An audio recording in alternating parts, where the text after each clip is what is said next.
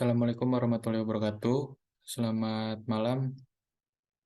Kami dari kelompok 5 pada kesempatan kali ini akan mempresentasikan tentang materi work-life balance dengan dosen pengampu Ibu Diah Titi, MPSI Psikologi.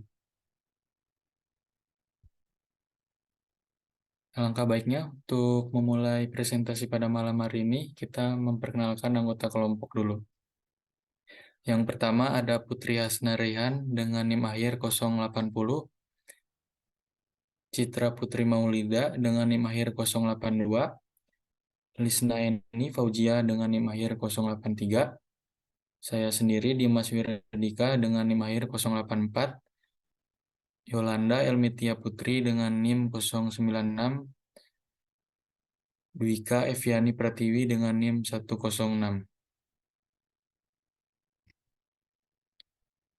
Topik pembahasan pada presentasi kelompok kami kali ini yang pertama ada definisi menurut tokoh. Selanjutnya ada aspek-aspeknya, ada dimensi, tips and trick, dan hasil risetnya. Definisi menurut tokoh akan dijelaskan oleh Ola. Ola, dipersilakan. Definisi menurut tokoh. Yang pertama ada menurut Hudson tahun 2005, menjelaskan bahwa work-life balance adalah tingkat kepuasan atau kecocokan antara peran ganda di dalam kehidupan seseorang. Menurut Delecta pada tahun 2011, work-life balance adalah kemampuan individu mencukupi pekerjaan dan komitmen keluarga, maupun tanggung jawab lainnya selain pekerjaan dan kegiatan lainnya. Lalu selanjutnya menurut Greenhouse, Collins, dan Shawn pada tahun 2003 yang menyebutkan bahwa work-life balance adalah sejauh mana karyawan secara seimbang terlibat dan puas dalam perannya di kehidupan pekerjaan dan kehidupan non-kerjanya.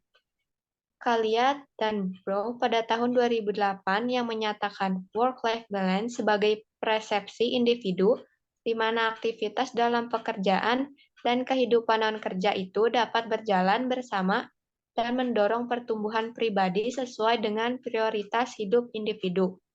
Selanjutnya, yang terakhir menurut Susi dan Jawahari pada tahun 2011 yang mengatakan bahwa keseimbangan hidup adalah upaya untuk memenuhi kepuasan dalam 3 bidang dasar hidup, yaitu pekerjaan, keluarga, dan pribadi. Baik, terima kasih Yolanda. Selanjutnya ada aspek yang akan dijelaskan oleh Dwika. Dwika, dipersilakan. Selanjutnya ada aspek menurut Greenhouse, Collins, dan Shaw 2003 menyatakan bahwa work-life balance terdiri dari aspek-aspek berikut. Yang pertama ada time balance, yaitu keseimbangan waktu yang menyangkut jumlah waktu yang diberikan pada seseorang untuk karirnya dengan waktu yang diberikan untuk keluarga, atau aspek kehidupan selain karir. Misalnya, seorang karyawan di samping bekerja juga membutuhkan waktu untuk liburan, berkumpul bersama teman, bersosialisasi dengan masyarakat, serta menyediakan waktu untuk berkumpul dengan keluarga.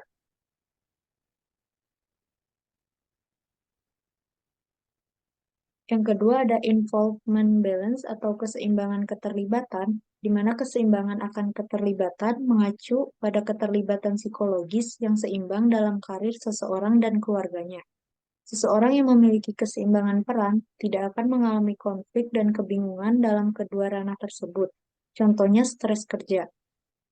Yang ketiga, ada satisfaction balance atau keseimbangan kepuasan, di mana tingkat kepuasan dalam hal ini mengacu pada tingkat kepuasan yang seimbang seseorang terhadap karir dan keluarganya. Misalnya, seorang karyawan puas akan pekerjaannya di kantor serta puas dengan keadaan keluarganya.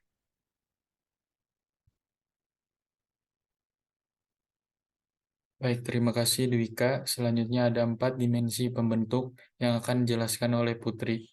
Putri, dipersilakan. Di sini ada 4 dimensi pembentuk menurut Fisher, Barker, dan Smith 2009. mengatakan jika work-life balance memiliki 4 dimensi pembentuk, yaitu yang pertama ada work interference with personal life, yaitu mengacu pada sejauh mana pekerjaan dapat mengganggu kehidupan pribadi individu. Misalnya, bekerja dapat membuat seseorang sulit mengatur waktu untuk kehidupan pribadinya. Kedua, personal life interference with work, yaitu mengacu pada sejauh mana kehidupan pribadi individu mengganggu kehidupan pekerjaannya. Misalnya, apabila individu memiliki masalah di dalam kehidupan pribadinya, hal ini dapat mengganggu kinerja individu pada saat bekerja. Ketiga, ada personal life enhancement of work, yaitu mengacu pada sejauh mana kehidupan pribadi seseorang dapat meningkatkan performa individu dalam dunia kerja. Misalnya, apabila individu merasa senang dikarenakan kehidupan pribadinya menyenangkan, maka hal ini dapat membuat suasana hati individu pada saat bekerja menjadi menyenangkan. Ada keempat, yaitu work enhancement of personal life, yaitu mengacu pada sejauh mana pekerjaan dapat meningkatkan kualitas kehidupan pribadi individu. Misalnya, keterampilan yang diperoleh individu pada saat bekerja memungkinkan individu untuk memanfaatkan keterampilan tersebut dalam kehidupan sehari-hari.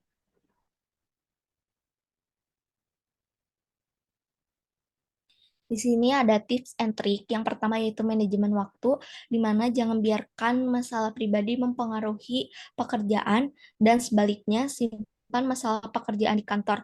Pekerja jarak jauh mungkin sulit menarik garis batas antara pekerjaan dan kehidupan pribadi. Waktu adalah aset berharga yang tidak bisa dibeli kembali.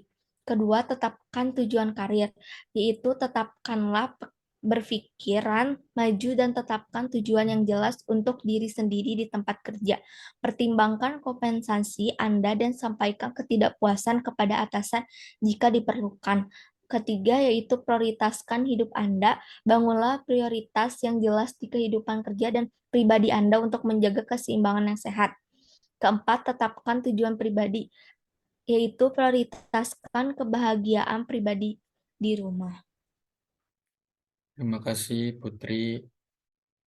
Selanjutnya akan dilanjut oleh Jia. Jia, dipersilakan. Baik, saya akan melanjutkan slide tips and trick. Yang kelima adalah latihan. Olahraga penting untuk kesehatan dan kebahagiaan.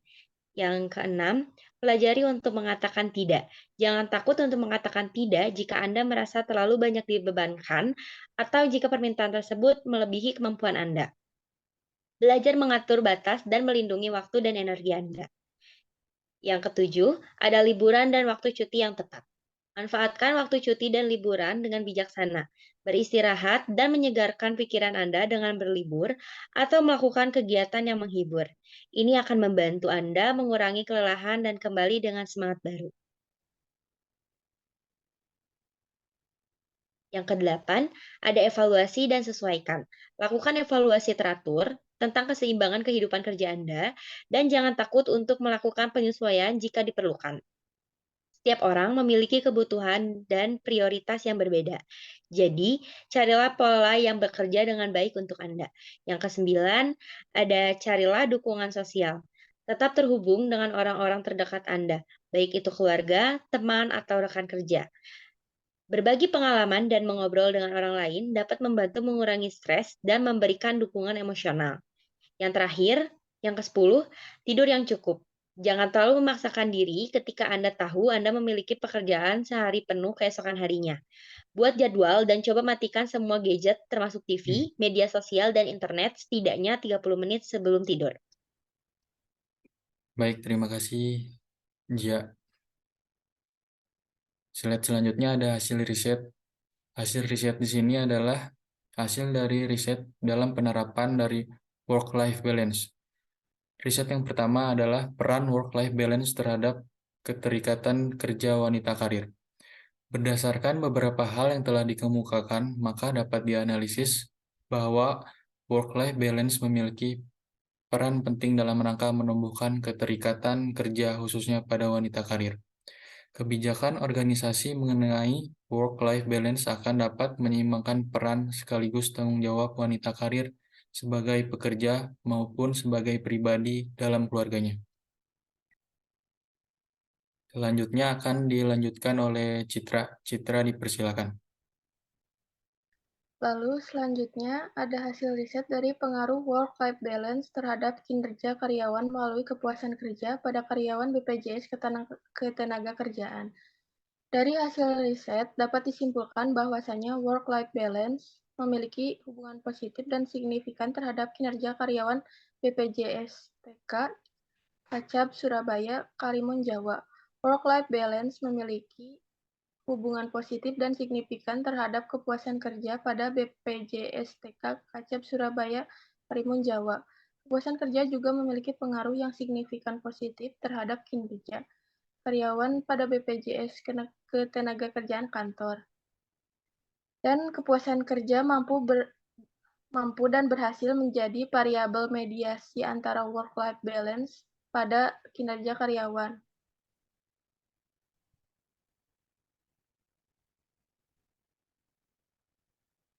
Lalu yang selanjutnya pengaruh work-life balance dan burnout terhadap kepuasan kerja. Berdasarkan pembahasan, diperoleh kesimpulan antara lain. Yang pertama, work-life balance berpengaruh positif dan signifikan terhadap kepuasan kerja karyawan PT Jasara Harja Persero, cabang Sulawesi Utara.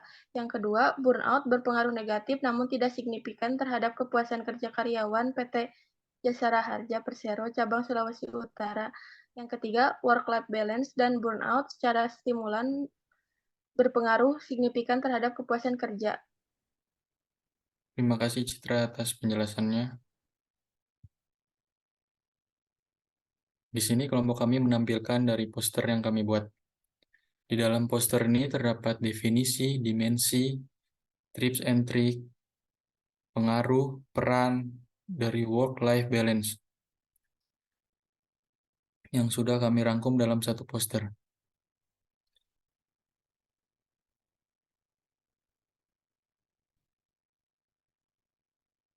Dalam menggali materi yang kami buat ini, tentu kami mengambil dari berbagai sumber untuk mengumpulkan berbagai materi supaya dapat disampaikan dengan jelas dan tepat. Berikut ada beberapa referensi yang kelompok kami gunakan.